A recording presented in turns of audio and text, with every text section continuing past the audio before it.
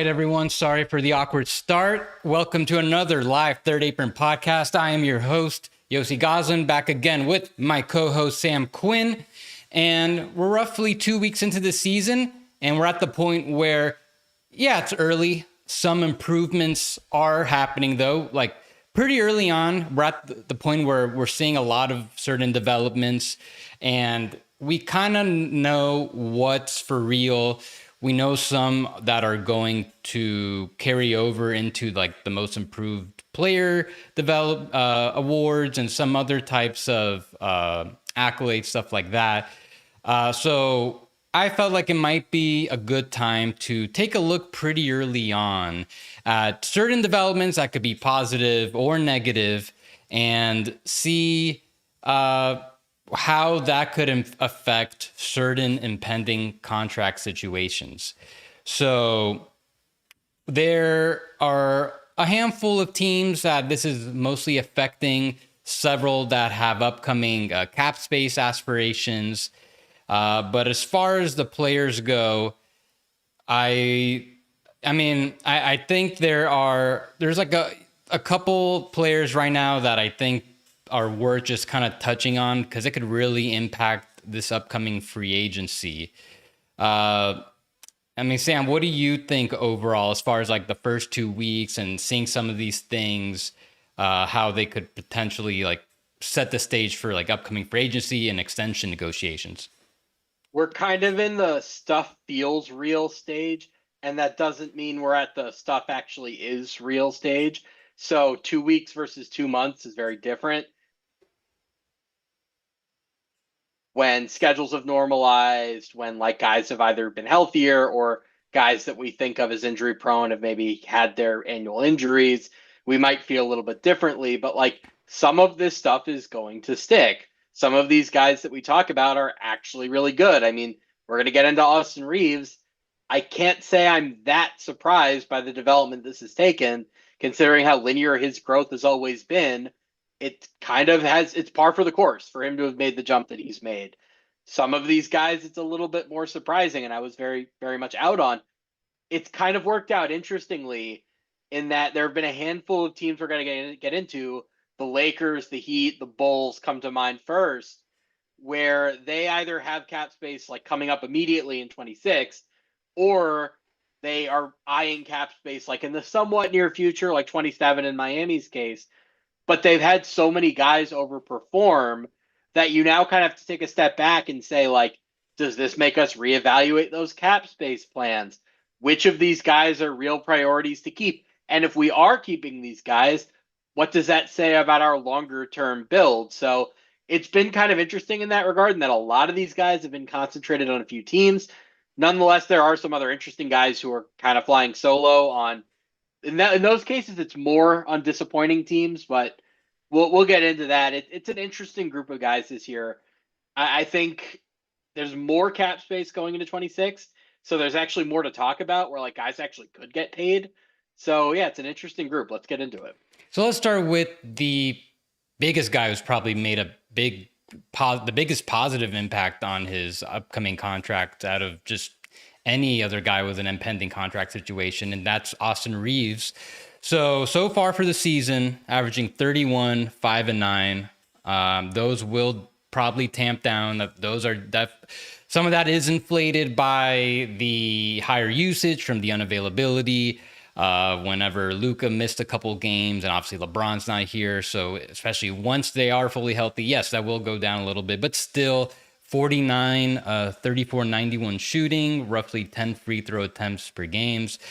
So these are all-star numbers. And if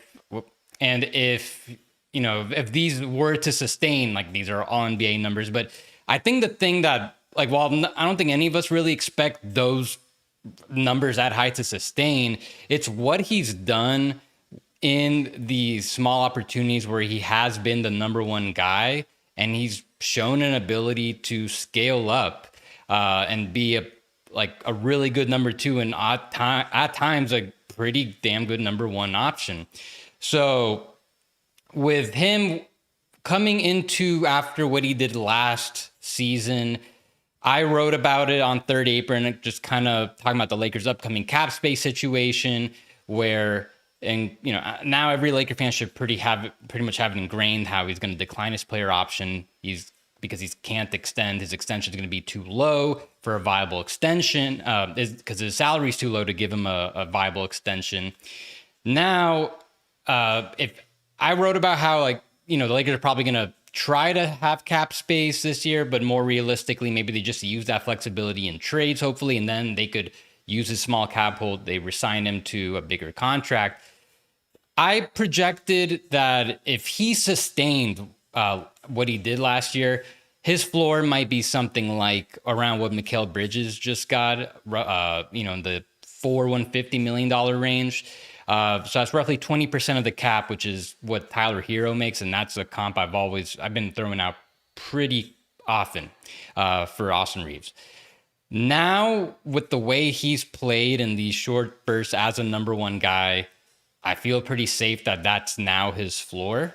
So now where it starts to get pretty interesting, where there's supposed to be more cap space teams next summer. The Lakers are one of them.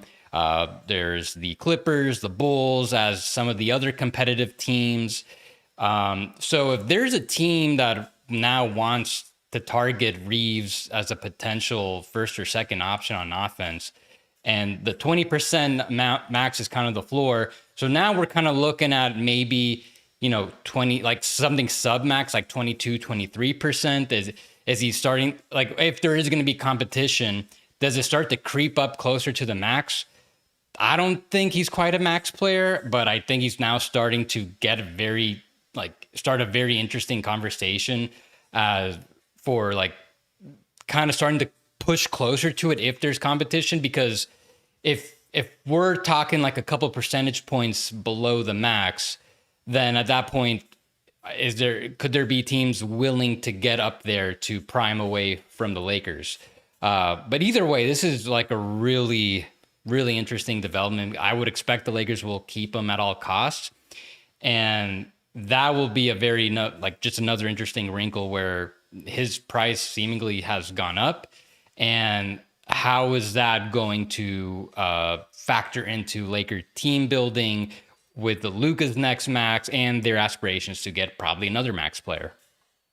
Okay, first of all, you're being very, very conservative here. He's getting the max if he's playing like this. There are a couple of notes we have to put on this. First of all, I'm sorry, why wouldn't the Nets give him the max? What are the Nets doing with their money? Is it really worth it to take on another super late first round pick when they don't control their own pick next year? No, the Nets are throwing the max at him. There are going to be teams throw the max at him. There's a really important note that you kind of skirted around, but you didn't fully get into, that I think is really worth addressing here. Normally, when a guy is going into his third contract and is unrestricted in free agency, we're talking about former first round picks. So they're at year 7, year 8, and we're talking about guys at the 30% max threshold. Austin is in year 5, which means he's only at the 25% max threshold, where he's kind of in this unique position relative to most unrestricted free agents who, he's in his prime. You're not paying him on potential, but he's still young enough that you think his entire prime is still ahead of him. You're paying basically, if you sign to a 5-year deal, you're signing him for age 28, 29, 30, 31, 32.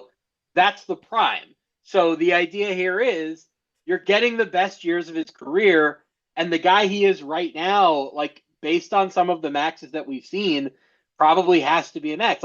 Desmond Bane got the 25% max. This version of Austin Reeves is better than any version of Desmond Bane that we've ever seen. If this guy hits the open market and he plays at 90% of the level that he has thus far this year, he's getting the max. I don't know a way around that. Now, would he maybe give the Lakers a hometown discount? Maybe, if there was an immediate team building imperative to do so, where they're saying hey, Austin, we need you to leave a little bit on the table for X, Y, and Z reason. I think maybe he would be a little bit amenable to that if there was another player they immediately had to bring in or resign. The Lakers are so interesting because they kind of have a wide variety of paths they could take as far as how they manage their money. They have been set up to be a max cap space team next offseason. The idea, I think, in doing that was we are going to have the room to make an unbalanced trade to bring in the next co-star for Luka.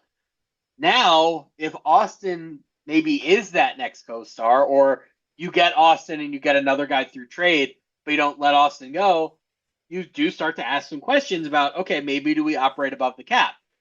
Well, and this is a nice way to segue into the next guy. If you operate above the cap and DeAndre Ayton keeps playing as well as he has, you risk losing DeAndre Ayton because he's only at $8 million for this year. If he opts out, you can give him a 1 year, 120% boost next year. So that's like less than 10 million. The guy he's been this year has been way, way better than 10 million. And then finally, there's Rui Hachimura, who, like, at this point, we kind of just have to treat as an elite shooter, somebody who can create his own shot, who scaled up very, very well in the absence of some of the bigger names. He's been the only, like, consistent face, the only guy who's been on the floor every night. He's still not a very good defender, and the rebounding is a little bit disappointing. But, like, he's somebody, he should be somebody's, like, cornerstone fourth or fifth starter, whether it's the Lakers or somebody else. So now you have to start asking yourself questions like, Reeves is staying. That's settled, and it's going to be max or close to the max.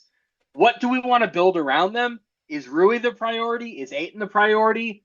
Are either of them priorities if you can go out and get somebody else? Like, Yossi, you're deeper in the weeds on the cap management side of it. Where do you stand on the Lakers being over the cap versus under the cap for next summer? Oh, and we haven't even mentioned LeBron. Now, LeBron hasn't played yet. We don't know what he's going to look like. We don't know what he's going to want. If the Lakers are this good and like they could compete for a championship, or if LeBron thinks they could, maybe they make a trade at the deadline to improve. Does LeBron say, like, okay, I want to stay. It's not going to be for the minimum, but I will go from 50 to 20, something like that. Like, I'm throwing a lot of scenarios out here, Yossi. Like, walk me through the cap management of it. Over the cap, under the cap, what are the considerations? Okay, so before I get into that, and then I do want to kind of dovetail to like just a bigger conversation about what the Lakers are doing right now. They're now 7-2. They just beat the Spurs like about half an hour ago. But the case for him potentially getting the max as confidently as you are about that possibility is that I was kind of, my biggest question about him was, does he have more value to the Lakers than any other team after last season? And I think the answer is like yes and no. I think the Lakers, yes, they probably value him more than anyone else, but seeing how his play can could like he can play like as a number thing. He's like he's basically a point guard, like a much bigger point guard. He can run an offense, and that is going to be super valuable for other teams. So for the reason that he can do this on other teams for sure. Now that kind of raises the possibility that there could be enough competition where maybe it doesn't get quite the max, but something pretty close to it. But maybe it is just the full max. The pushback, you're not stealing him for less than the max. That's the thing. Now, if you're offering 23% and the Lakers are offering 23%, he's staying in the Lakers. If you're stealing him, you're offering him the max. But here's the pushback where I think we just need to see also the playoffs first. Lakers, they bounced out pretty early last year. I mean, and then Reeves so far has not been able to replicate his this production in the playoffs. Hang on. No, look, I'm not saying in the playoffs. He was just hurt last year. No, I'm just saying there is a disparity between what he's doing in the regular season and in the playoffs. So now, all of the Lakers, they just bounced out early. They were not ready for the playoffs last year. So, and it was Redick's first year into the playoffs. He made some obvious mistakes there. Like, now I think we do need to see a little bit of playoffs. And if he can sustain close to this production, like, I'm not saying he needs to average, these elite numbers, but if he can get something a little better than what he has been doing the past two playoffs, then okay, now I think you have a much stronger case for that max.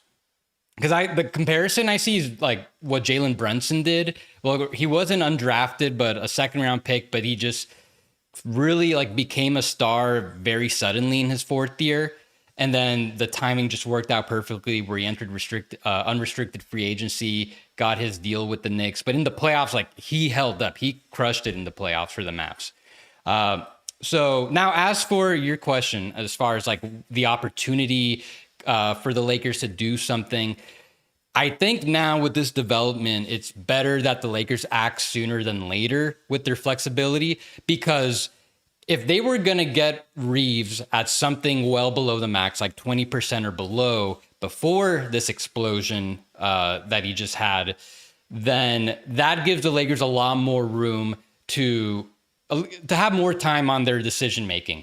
They could the ideal scenario would be that they could sign some star with their cap space, or more realistically, trade for someone, do some imbalance trade where they use up all their cap space now, and then they re-sign Reeves to whatever it is. But as we know, also they could wait to 2027 when potentially Jokic or Giannis can become free agents. So it's like a 2-year timeline to use this flexibility. But if Reeves is now all of a sudden going to get the max, then that kind of complicates a little bit what they can offer in 2027.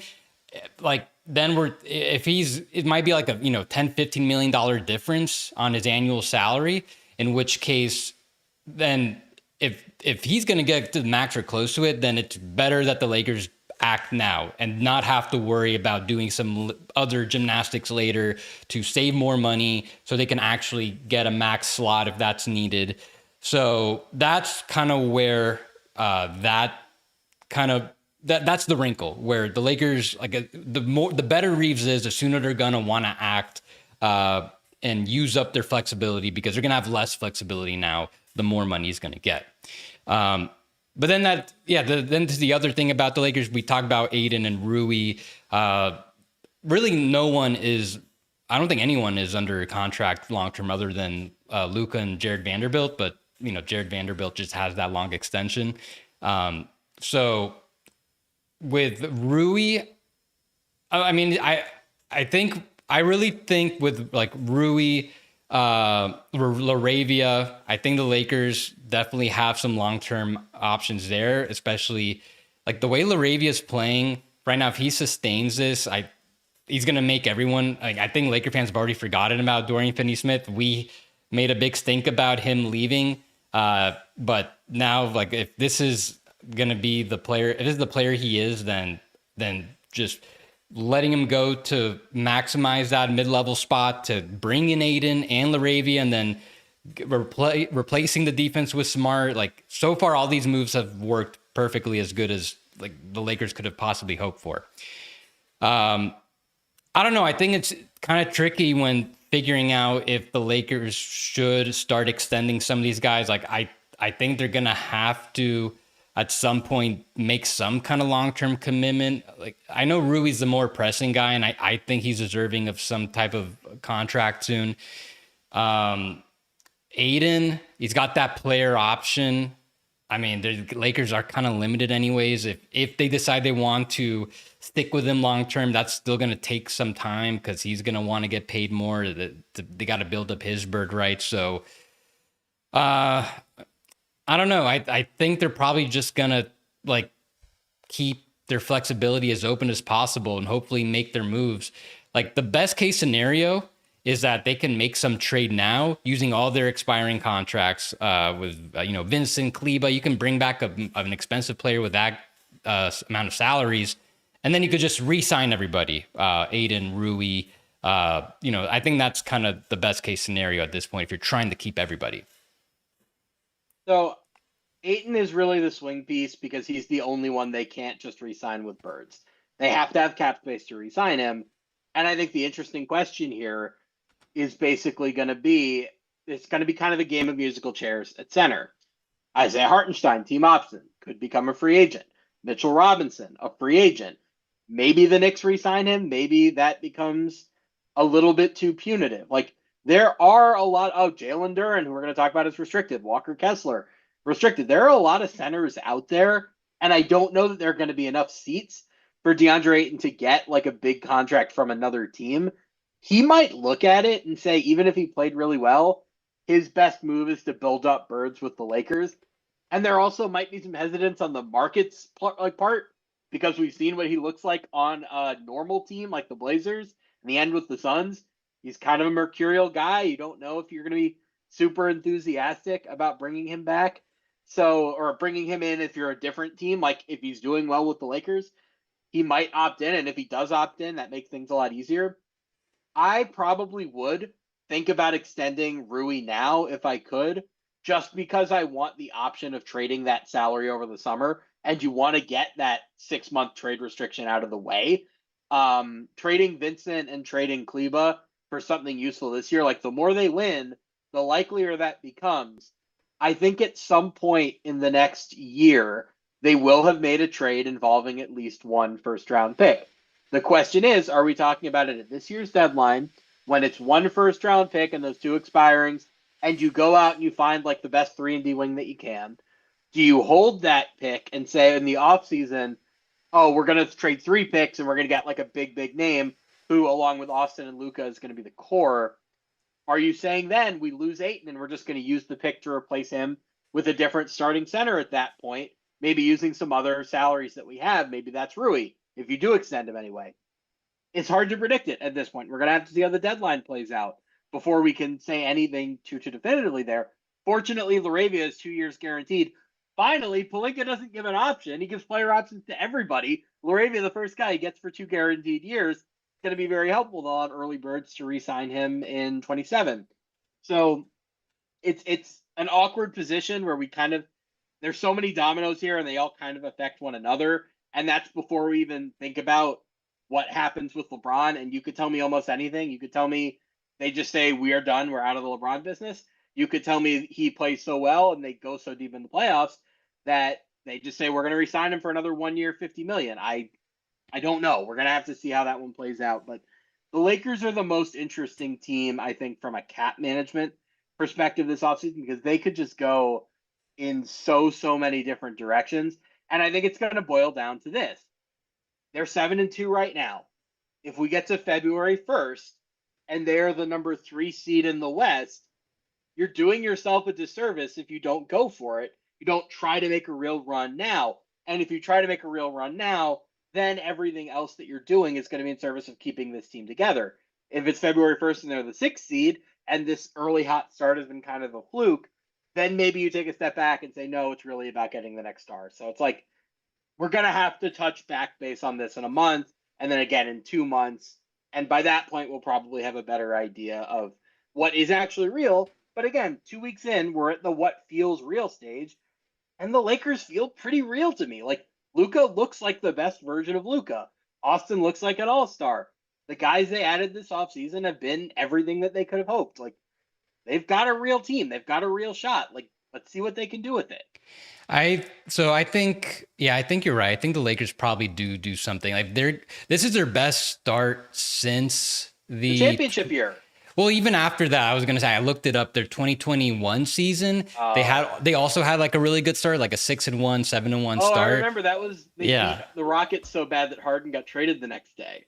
Yeah, like the Lakers were a championship contender that year before injuries really set them back.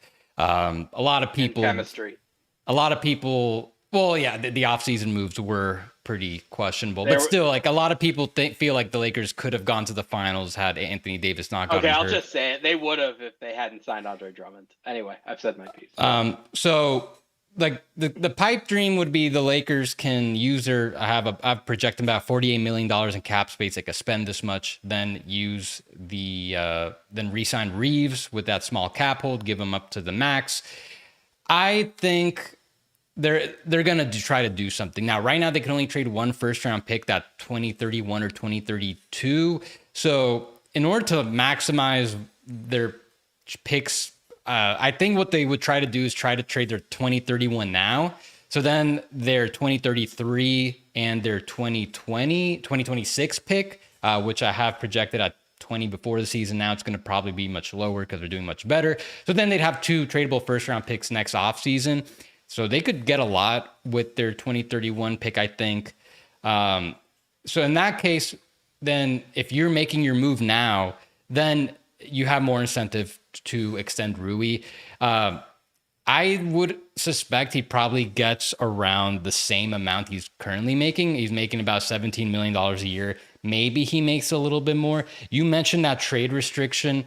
If they give him a 3-year extension and don't give him more than the 120% raise, they can still trade him. I hope they won't trade him. I think he's been so important and consistent these past few years for them, especially at the wing, a position that they finally recovered to have like good wings. But this is important. Like, he is that consistent. He has been very, very good for them. I do think it's worth asking, when you do have limited team building resources, if you want to weigh the ones that you have that fully towards offense, because Rui, for everything he's done offensively, he's been everything they could have hoped for, is just not a very good defensive player. So at a certain point, you do kind of have a come to Jesus moment where you say, does it make sense for us to have, if we're building around Luka and Austin, another $20-ish million offense-centric player? Now, I do think you re-sign him anyway because I think he has positive trade value. But I think in the long run, you are going to have to say, like, if we're going to have Luka and we're going to have Austin and we're going to have Rui, and Ayton is like fine on defense, he's been better for them than I think they could have hoped, but he's not Rudy Gobert. At a certain point, you're running out of space for defensive players. So I think that's worth considering. No, but I think the point is, if you can get him on a team-friendly contract, something that you think will keep his positive trade value, then you just do it, provided that you've decided that your next move will be done with a trade and not cap space. As for Ayton, I think you're right. Probably at this point has more value to the Lakers than other teams. If you're the Lakers, you probably want him to continue to be on a contract year. Technically, he's on a contract year. If he opts out, then Lakers. If he opts in, I meant to say, then he's again on a contract year. So I think he's probably going to need to build up those bird rights for the Lakers, unless another team just falls in love with him. So yeah, just very interesting with the Lakers now, where they've got some really fascinating contract situations with the way they're playing. Another team who's been overperforming so far. A lot of it has been due to some luck circumstances. Oh, whoa, that is not at all what I meant to put. Some luck circumstances, like opponent 3-point shooting, but the Bulls, they're playing really, really well right now. They have a lot of guys also on contract years, and I'll leave it up to you. You're any guys you want to start to go over? We talked all of last summer, like, man, the Bulls have all this cap space. Well, the reason they have all this cap space is because at the time it just looked like they didn't have anybody that you wanted to pay. Well, now they've paid Josh Giddey, and that's looking very good. But they have to pay now Kobe White, who hasn't played yet, but based on how he was last year, just probably going to get paid very well. Ayo Dosunmu's just been a revelation, but, well, not a revelation to League Pass viewers, but like a revelation to the national audience. He's been very, very good, but he's been a nerd favorite for a little while now. I think Ayo's probably in the like $16 to $18 million range, above mid-level, below the full max extension for him. And then Vucevic, my God, when he signed that contract with Chicago, whatever it was, 2 off seasons ago, and we all just kind of looked around and said, who are they competing with? And the first year went so badly. Ever since then, he's been so good. They're going to end up extending him again, and that's finally going to be the one that gets him, right? Where they're going to pay him like, here's $40 million for your age 36 and 37 season, and then finally he's going to decline.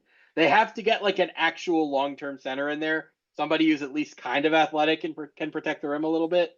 I think Ayo's the most interesting player in there, just because he's the one who's kind of taken the biggest jump and is probably the one who draws the most interest on the market. Oh, I guess Kobe would. Actually, I don't know. Like, it's an interesting bunch. Like, which of them is most interesting to you? The most interesting right now has to be Kobe White still, even though he hasn't played. So it's hard to talk about him when he hasn't played.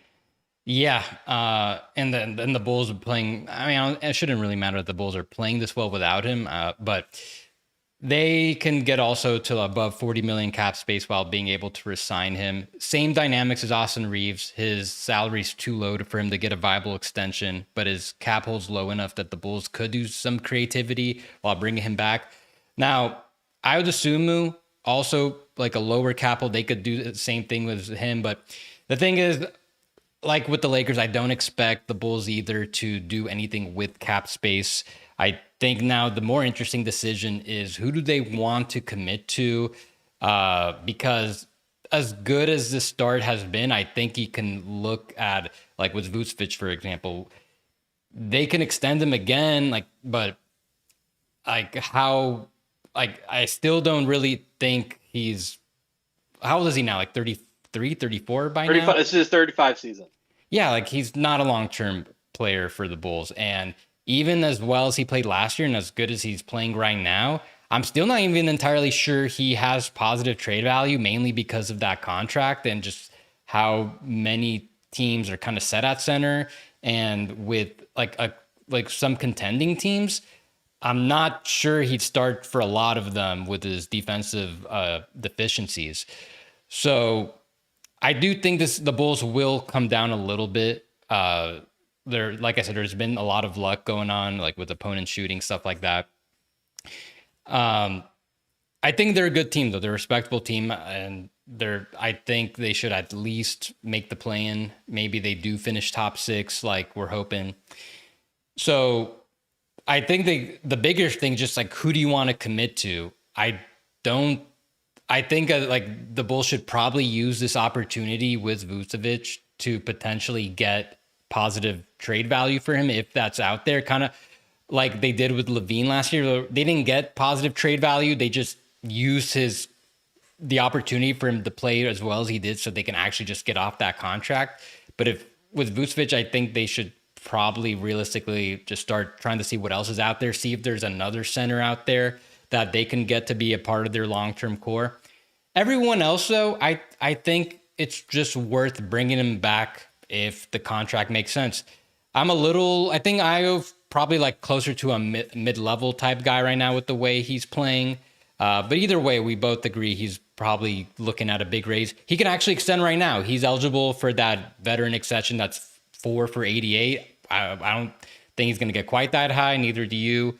But that, I think it's, if you can get him at something that is like around the mid-level or less for now, I think you just lock it up and forget about your cap space potential flexibility. Yeah, Vucevic, I'm thinking trade. And then Kobe White, I think I think you're just gonna have to take him to free agency. There's not much you could do because you can't extend them. And I throw a surprise who says no at you. Go ahead. Nikola Vucevic, Zach Collins, and Patrick Williams for Joel Embiid. Any interest? That seems like something Chicago would do, right?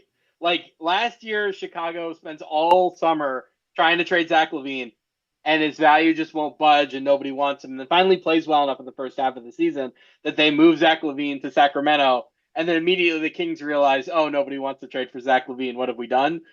I wonder if something similar might be brewing in Philly, where Embiid plays like pretty well in these 20, 25-minute stints, and it builds up across the season, and they're hyping him up, and he's on the cover of, are there magazines anymore? He does a big cover story for some website. The Athletic does some deep dive, like, I'm feeling great, this is the best I've ever played, and the team gives glowing quotes, and then the deadline comes, and the Bulls are like, we have a chance of former MVP, let's do it. I think the only thing holding them back is they wouldn't want to pay that contract. Not from a basketball consideration, from a Reinsdorf consideration. The thought crossed my mind. I love it. I love that. It's fun, right? Something they would do.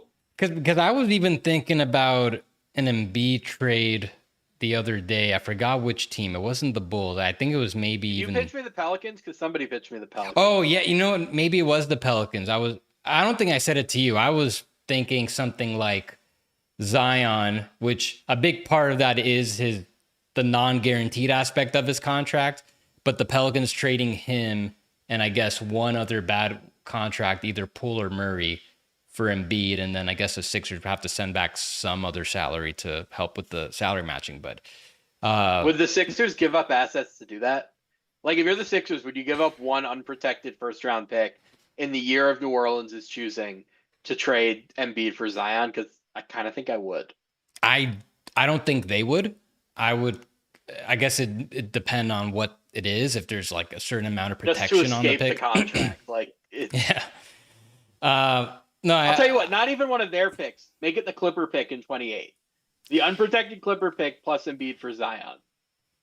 I mean, back to your Bulls thing. I think I could see the Bulls agreeing to that if they don't have to give up any other significant asset. And as long as the Sixers, like, I don't think they would give up a big asset to get off Embiid. If they can just get off him neutrally, I think that would be the move. And I don't know. I think even It's a good Embiid, trade. It's a fun no, one. We landed on it. Nobody's saying no yet. well, it's just because Embiid has been doing his thing, being uber efficient in these short bursts, and the Sixers have been doing pretty well. But you never know. Like, whenever the injuries can just you could just shut down again. That's the big risk. So the Bulls probably Also, say no. So he's so anti their playing style, but he's also so anti the Sixers playing style, where both of these teams just want to run and run and run, and the Bulls actually get to do it, but the Sixers with Embiid, it's harder. So it would have to be. I don't know. It's a fun consideration. It does. The Bulls, basically, we're in agreement that the Bulls are probably going to be on the lookout for some type of trade. And while I think it's debatable what they think they should be targeting, I think we both agree it should probably be a center, as valuable as Vucevic has been to them. So I would say, yeah, go for your center, try to find your next center, but then, yeah, keep everybody else. Name at you? Or are we getting too bogged down in who says no's? Because I've got another name. Go ahead. Dallas is not in a good place right now, and Anthony Davis is from Chicago. I'm just saying, Anthony Davis could play in an up-tempo style, could help their defense quite a bit. We get to the end of the year, and if you're the Mavericks, you get some future Bulls first-round picks. I feel pretty good about that. I would not want to extend Anthony Davis on, he's eligible this offseason. I don't have the exact trade in front of me, but something to consider. It's interesting because I went through the exercise last night just trying to find, okay, if the Mavs continue to spiral and someone else takes over and finally embraces the rebuild around Cooper, what are the AD teams? And because it was actually a little harder than I thought it'd be. And I'm sure there are more teams that I hadn't really thought of that would be seriously interested in acquiring him. The ones that really came to mind, yes, included the Bulls. The Warriors, I think, are going to have interest, though that's going to be tricky. And then I thought about the Pistons. Again, I'm not putting together any trades right now for those other teams. I'm just wondering, what do you think about those teams? But then, like, for the Bulls, I definitely thought about them. There's a lot of, they've got their picks. They've got a lot of ways they could make that happen. Okay, I've got a three-way idea for you. Anthony Davis to the Knicks, Karl Towns to the Pistons, Jalen Duren to the Mavericks. Because I'm saying, if you're the Pistons, the idea is getting a shoot-first center because you're going to have Asar Thompson who can't shoot playing major minutes. Is there something there? Because the Knicks, if their defense with Brunson and Cat just proves untenable, like, you put Anthony Davis there, now your defense is really cooking with gas. Like, is that like a doable framework for anybody? For the Knicks, I think so for sure. I don't think Dallas would want Duren because they have Lively, so you'd have to find Duren a home somewhere else, which is tricky because he's restricted free agent. Or maybe you don't do it with Duren, but like I think there's something there. And then the other team to throw out it's Sacramento is going to do something weird. I've been saying this all year. They're going to do something weird, and I could see it being Anthony Davis where they're like, everybody's going big now. Everybody likes offensive rebounding. Why don't we do that? Well, the Kings are like probably the NBA's leader in the team that eventually gets leaked that a trade fell apart because the player just didn't want to go there, even though they're under contract. Like Siakam is famously one of them. There's a couple others. I would imagine AD could easily be that guy. So I wouldn't expect them as a team. But no, that will be something we definitely will follow up on. The Mavs potentially trading AD. They're now 2-6, I believe. Lost to the Pelicans without Zion tonight. Yep, lost to the Pelicans. Great. I mean, I didn't expect the Mavs to do quite this bad, but I did.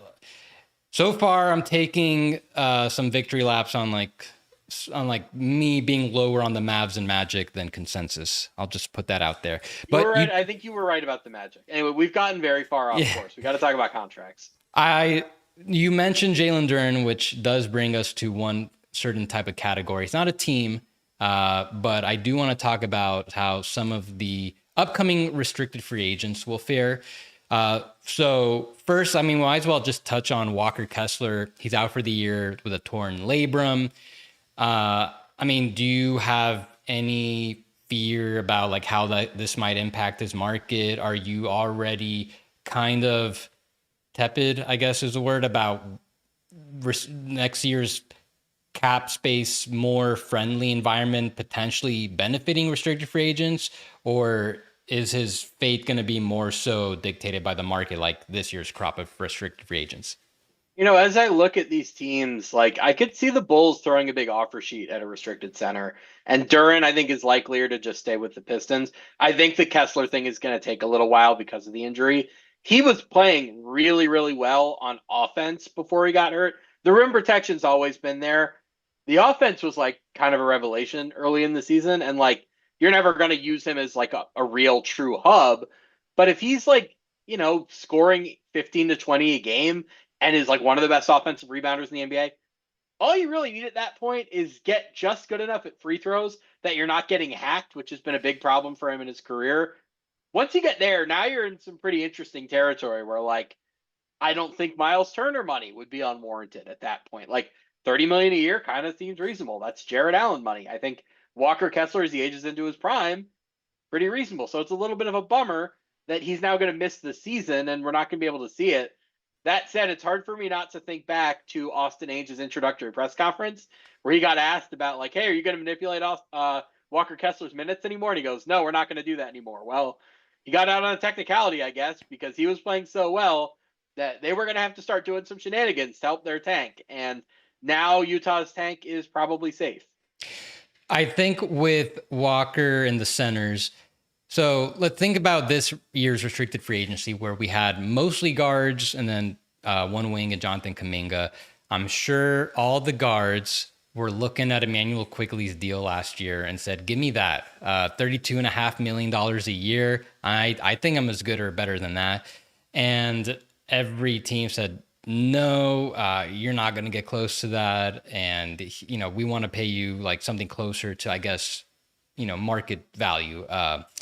And with like Giddey, so Giddey got like, I think what was pretty appropriate value. Now, so far he's exceeding it. And then with Cam Thomas, Quentin Grimes, they get the qualifying offer. So with the restricted free agent centers, you got Walker Kessler, Jalen Duren, notably, where maybe they're going to pinpoint what Nick Claxton got, $25 million a year last offseason.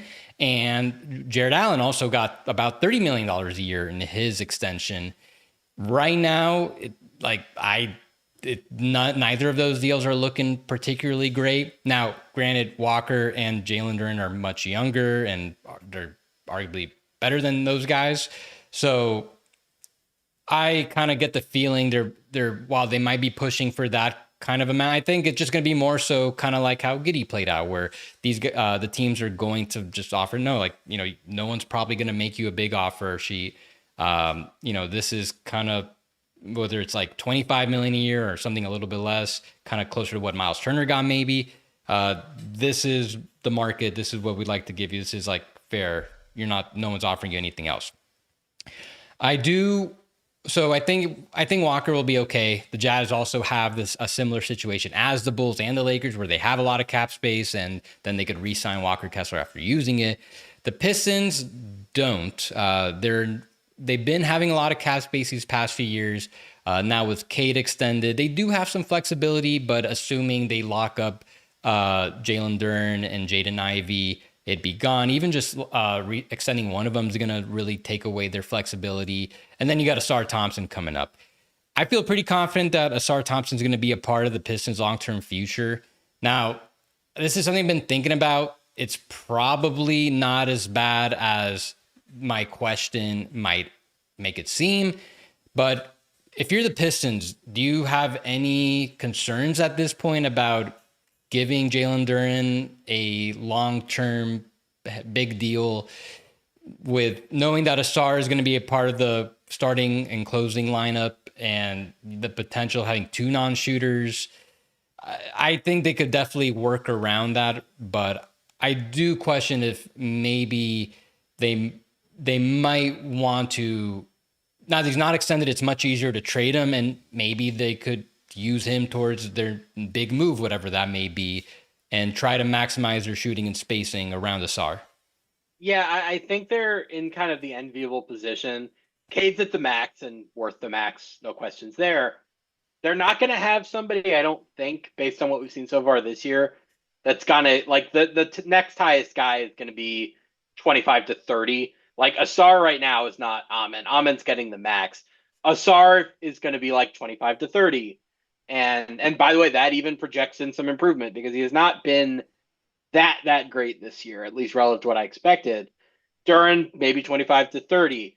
Ivy maybe 25 to 30. And you're going to have a lot of these like upper tier starter but non-star contracts that are going to be very movable, especially when you have a lot of these guys like Ivy and Duran specifically who fit the archetype of guys that like certain teams might fall in love with because there's so much athletic upside and the roster circumstances aren't perfect. Where like if you were a team with a lot of shooting, you might look at Jalen Duren and say, "Oh, he's so athletic, he'll give us a different dimension. We would be willing to pay market value for him in a trade." And the Pistons could then use those assets in whatever their big move is. Or if the Pistons decided, you know what, maybe we want to sell an Asar. I don't think they're going to, but just it's an option for them.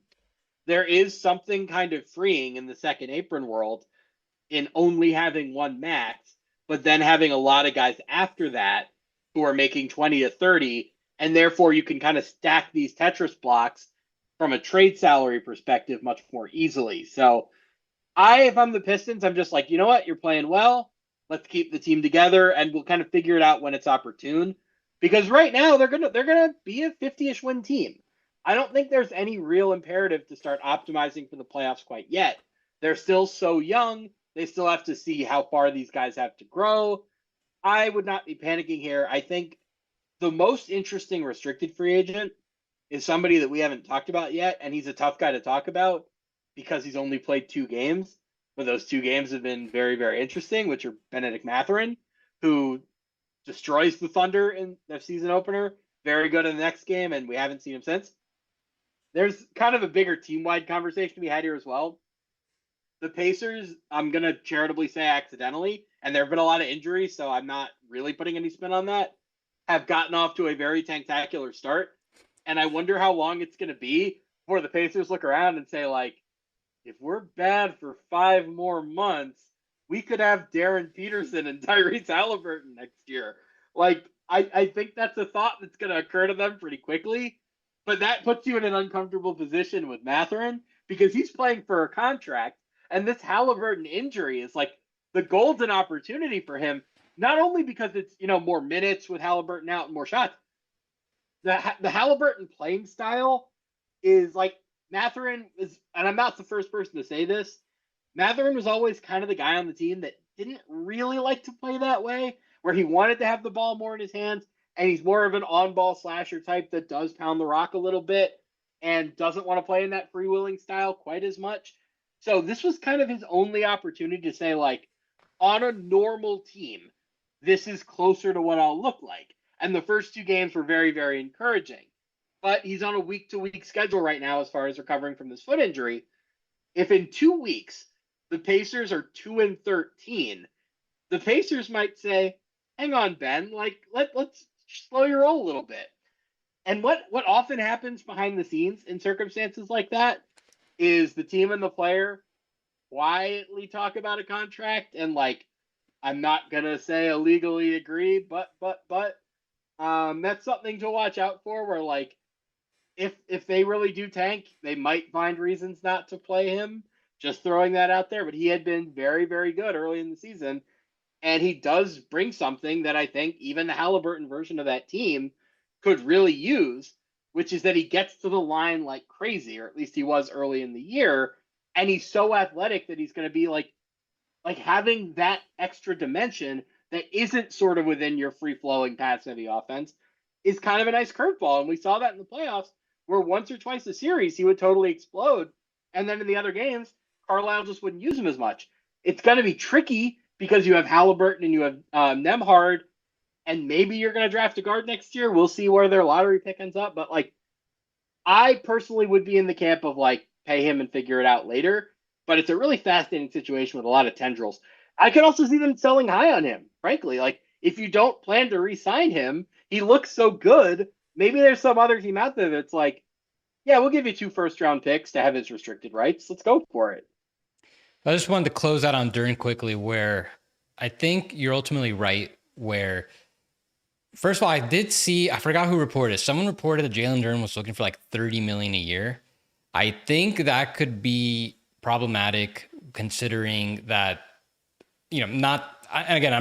while Isaiah Stewart has had a good year, I'm not saying this because I think he's like particularly the answer, but it does seem like there's a possibility that going forward, there's going to be like a big continual hedge between the two centers, where if they're both going to be a huge part of what the Pistons are doing, then I think you're going to want to get Jalen Dern at something smaller than that range. So if heading into the trade deadline, he continues to hold the stance he wants, like closer to $30 million a year, then I think at that point the Pistons may want to consider some type of change. But if they're confident they could get him at something closer to like 25 or lower, then it starts to this coexistence with Isaiah Stewart, where you can play during maybe like 35 minutes one night, but then only 20 minutes another night, like they're kind of doing now, then that could continue that could sustain. As for the Pacers, you're saying they could be in an uncomfortable situation with Mathurin. They've been in this uncomfortable situation for a while. Before Miles Turner left, the expectation was that they were going to bring him back, and that was going to squeeze out Mathurin, and that they were probably going to trade him in the offseason. Turner leaving really changed everything about this Pacers roster, where Mathurin's still here now because they can afford to. And now, like, a lot of other guys benefited from it, where like Isaiah Jackson got a decent contract. Tony Bradley made the team and is still on the team. And now we're having a real conversation about the possibility that this flexibility from not resigning Miles Turner could potentially benefit Benedict Mathurin. So they don't have all that much flexibility. I do want to just pull up their cap space. While you're doing that, very quickly, reminder, they have to use some of that flexibility to get a center. So, okay, yes, and I was about to get to that. Like, I put a pick projection for each team before the season. I was already pretty low on the Pacers, not having Halliburton. Like, my whole thing is, like, if you don't have very good playmaking, then I don't think you're going to win enough regular season games. And so I had them at 9th. They're probably going to pick a lot higher than this. And it's not just because the fact that all their guards are injured. It's just the fact that everybody's injured. They have the Pelicans curse of last year, or the Grizzlies curse of 2 years ago, where these teams that get off to a start with this many injuries, they often do not recover. The injuries, it's contagious. It just keeps on happening. It's happening again, where like today, big news, Johnny Furphy has no timetable for his return. Quentin Jackson, no timetable for his return. I don't even know these guys got hurt. Obi Toppin's out until February. Rick Carl said, like, don't ask me until February. It's like, I love that answer. So I think they're going to easily be in the running for, a top 5 worst seed in the league. In which case, that pick's going to be higher. It's going to be like worth the mid-level. That's like, they already have a pretty expensive roster. The thing is, so I don't really think Mathurin quite fits right now. Despite this, they could figure out a way, if they were to get rid of some of these role players, if they want to move off of Obi Toppin, TJ McConnell, extensions that, like, honestly, I think were pretty self-inflicting, because that is kind of the reason Miles Turner isn't there. They extended these guys and then try to like pass it off as, oh, well, we just can't afford to give you more than this contract. well, had you not extended these guys, you would rightfully probably be able to pay Turner more. You wouldn't have, or more so, you wouldn't have tried to squeeze him. But anyways, yeah, I don't, if they get a high pick, like I would just assume they're going to get the best player. Like, I don't expect that to be a big man. Um, yeah, just I don't I think there's still a higher likelihood though, as far as Mathern's fit there, that he does get traded. I don't think they're gonna get quite that return you're talking about for his restricted rights. Because if they're gonna get a top 3 pick, then chances are then there's really no room for Matherin long term. It's really going to come down to like this might be a situation where we think one thing on May 1st and then we think another thing on lottery night. Like it's very much going to depend on like where they are in the lottery and who they expect to take, because they're not going to, between Halliburton, Nemhard, if there's another guard there, Matherin is probably gone. But I would be interested in trading for him now. I think there's a lot of untapped upside there. Yeah, I just also want to say like the basketball gods kind of owe it to them and to us. After giving Dallas the number 1 pick, I kind of think you owe it to the Pacers to give them the number 1 pick on lottery night next year. I think just as basketball fans, we deserve that, and that team deserves it. So hopefully something good comes out of this bad season. But we got to see more out of Matherin, frankly, because we barely have seen him play yet. Yep. And I'm sure if you when's he supposed to come back? Is it like It's month? week to week. Week to week. Yeah. So Right. I don't know. We'll see how it progresses, and we'll see how their tank goes. Let's get to the last thing. Just some quick hitters, honorable mentions. Are we not doing the Heat? I think we could dovetail them into this. So, because we are getting pretty late.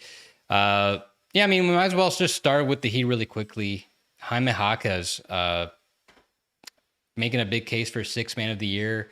I think big part of the Heat's early offensive start, where they were like a top rated offense. Now that's tailed off a little bit, but he seems to be like a beneficiary of the Noah LaRoche offensive implementation. Like it's kind of like he'll do a lot of these drives, and that's like the new triple threat, where once he's in there, he most often will score with ease, or he can pass out of there. Or so it's really like a really interesting dynamic. Like they added this, and he's doing this really well. Like one of the best in the leagues at this. Not really shooting threes. I mean, where do you see if this sustains, where do you see his next contract and potentially like long-term role with the Heat landing? He's a weird player in that like he seems to have much more functionality in this specific offense that only one team is running than he does on a normal team. Because like if you're running a heliocentric pick and roll centric offense and he's not shooting threes, you do kind of start to ask like, well, he's not a great defender. He doesn't shoot threes, and we're not going to put the ball in his hand that much. So what are we doing? The Heat I'm kind of fascinated too at just seeing how badly the Memphis situation is deteriorating. The Noah LaRoche offense kind of like infected the Grizzlies and started to ruin them. But you put it on a team with an established culture and a selfless roster, and all of a sudden it's making beautiful music because Jaquez is playing the best ball of his career. Norm Powell is back up to where he was last year when he was like competing for an all-star slot early in the season. He tailed off last year when he got hurt, but now he's like right back up there. Davion Mitchell has improved so much. Davion Mitchell's like a real point guard now. He's Yeah, the passing, who's point guard sized. Yeah, that like the passing. Some of these passes are like, where has this been? Right? Like, I'm starting to wonder if the Noah LaRoche offense is kind of just like very much about the human beings who are involved in it, because everybody with the Heat is loving it. It's making them look great, and the Grizzlies, it has torn them apart, like deep in their souls. We haven't talked about Simone Fontecchio, who's been great for the Heat as well. Like, as we have this conversation, it's starting to sound very much like, was it late 2017 or late 2018? I think late 2018, when they had the Deion Waiters run and James Johnson and Kelly Olynyk, and they just said like, we're paying everybody, we're running it back, and they were just stuck in the middle for 2 or 3 years. I think the idea now would be kind of let's just keep these guys in the building, and then we're the Heat, we'll trade for somebody at some point. It's what we do.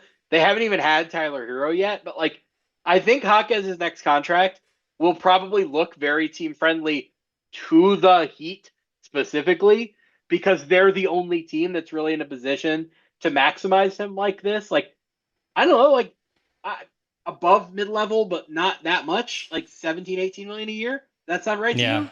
Yeah. I think you're right. He does have more value to the Heat right now than others. And if he's going to continue project as like this mostly 6-man, I think they're going to want to get him at with that projection where eventually maybe he'll develop enough where he can start for them. But if you can get him where the projections, you're going to be coming off the bench, you're going to be our top 6-man, and if you can get him a slightly above what they just gave Jovic, because yeah, like above the mid-level, maybe closer to 16, 17 a year, I think that could be a nice value, especially if he is able to scale up later. Norm, I think he's probably like, I did not, so far he's so far with the start he has sustaining what he did last year, which is pretty crazy. We'll see if that continues. But if, like, I don't even think the Clippers were expecting him to continue playing like the way he did last year. That's a big reason why they Can we traded talk him. about how much better he's been than Bradley Beal? Oh, I mean, like, it's not, it's night and day. Like, Bradley Beal is just not, like, that There's is not. there's a lot of stuff going on with the Clippers right now, and Yeah. not having Norm Powell is not their biggest problem, but It somehow is, it's though. noticeable. Like, I don't think. But the other thing is they've lost their defense. Like last year, Yeah. they had this whole defensive identity, and it worked because Harden and Norm Powell were doing enough on offense that you could just only play defensive players around them. Now they have this weird mishmash of a roster where half the guys are good at defense, half the guys are good at offense, and they don't know which of them to play together. So they get neither. Yeah. The point is, even if they kept Powell, I still don't expect that he would continue to shoot the way he is. But if he continues like this, I think he just deserves like the same percentage he's currently making. So no, you're absolutely right. The Heat, first of all, they like after extending Jovic and re-signing Davion Mitchell, they're not going to have cap space right now. They're not projected to have any for next upcoming year. And if they're going to extend Jaquez and Powell, then that's kind of it. But as long as they get so the name of the game, just get them on deals that they think are going to be team friendly, that kind of they can trade later, and get their guy later, whoever that might be. So yeah, the Heat are in a pretty good spot. Anyone you want to throw out next? I think we've touched on everybody that I've mentioned. I know you had another couple names that you were into. Unless you want to talk about Jose Alvarado and his $4.5 million. Yeah, I was throwing that lob to you because I know. They weren't playing him early in the season, and they've just won their first two games, and it's not a coincidence that those first two games were the two games in which they used Jose Alvarado the most. He is declining that player option. It's ludicrous that he's at $4.5 million. Like the absolute floor is Gabe Vincent, which was just below the mid-level. I think Jose Alvarado is a full mid-level guy to somebody, and like frankly to a good team that won't bury him and won't think that they're above Jose Alvarado like the Pelicans did. Get him out of that mess. He is a very good player, and I just want to see him play on a team that deserves him. I think I'm predicting there's a greater than 50% chance he gets traded. Partially so the Pelicans can get some positive value out of this year for their vets, and like clearly Jose is not in their plans, and also just because they probably don't value him organizationally, and someone's going to get a massive a super impactful guy for a super low cost. He's going to do the Chris Dunn thing. He's going to end up with the Clippers for way too little, and everyone's going to be kicking themselves. Yeah. I think it's worth mentioning Josh Minot, the guy that the Wolves, they did not keep. He had that team option. They declined it. Despite Nickeil Alexander Walker leaving because Terrence Shannon and Jalen Clark showed enough where they felt comfortable with that. And so far this year, looks like maybe Minot could be the better of the trio. Still early to tell, but so far, love watching what he's done. He's been a highlight reel, just hustle plays, really like high-reaching dunks and rebounds. So for the Celtics, like somewhat of an answer with like some of their lack of size and forwards, even though he is undersized for a forward.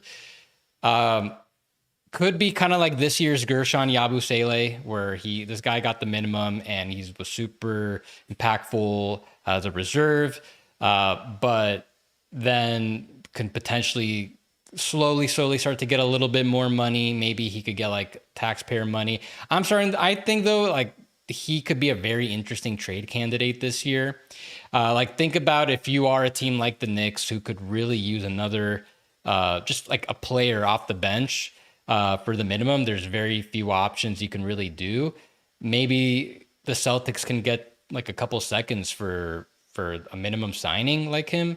I mean, what do you think about this situation? I don't think you're looking at it with a long enough view. I think if you're Josh Minot, you want to build up bird rights with the Celtics specifically, because that's kind of the perfect situation for you. As a forward who can't shoot, and forwards who can't shoot have a hard time, you want to be on a team with all of the shooting in the world. So if I'm him, I'm just like 120% of the minimum. Sounds great. Happy. We'll deal with it again next year when I have early birds. That's what I'm doing if I were him. As you bring up the Celtics, I don't think Anthony Simons is kind of worth bringing up, just because even on a team that's kind of going nowhere, he's not playing nearly as much as he did in Portland. And this is just a topic that really interests me. There are players for whom it does not make sense to play for winning teams. Montrezl Harrell is a great example of this. Remember when he won Sixth Man of the Year, and going into the bubble, we're like, oh man, he's going to get $100 million contract in free agency. Then Jokic throws him around like a rag doll for 7 games, and he's suddenly making 1 year or two. It was like a 2-year, $18 million with a player option, something like that. There are guys where your playing style kind of makes sense when the stakes are lower, and you don't want to be on a team that's getting like noticed a little bit more, takes the way they play a little bit more seriously. Because now Anthony Simons is playing 25 minutes a game instead of 34. He's not getting the ball as much. The per minute numbers are like where they were last year, but like he's not getting 25 million again or anything close to it. The Celtics just aren't using him enough for anybody to justify that. So now you're looking at somebody who was making 25 and is probably going down to like the mid-level next year. Does that seem right? Like he's going to be a 6-man for somebody next year. Yeah. I think he's an overqualified 6-man. He's kind of in that weird nether zone where he's too good to be a 6-man, not good enough to be a starter, at least given his defensive deficiencies. But he is not really through any fault of his own, but more like this is just who he is as a player, and he wound up on a team that was just like, no, we're not going to play you 35 minutes just because you make a lot of money. We play defense here, and if you're not going to play defense, we're not going to play you that much. It's that simple. Yeah. He has hurt himself from that perspective. And the league just doesn't value small guards. We've seen like a player. His player just had this whole John Morant conversation. It's kind of the same thing, different in a lot of ways, but similar. I think you're kind of right. Where so Simons is extension eligible. I think at this point you're hoping you get traded to a better like a more long-termish, like Wizards. Like there is no. He's not going to be back with the Celtics next year, but if he can get to a team where like at least here's a role for him for the next like 2 to 3 years, if you can extend that slightly above the MLE, I think you might want to just consider that, because who knows again like what the appetite to spend even like the full MLE will be on small guards next year. Like it's tough.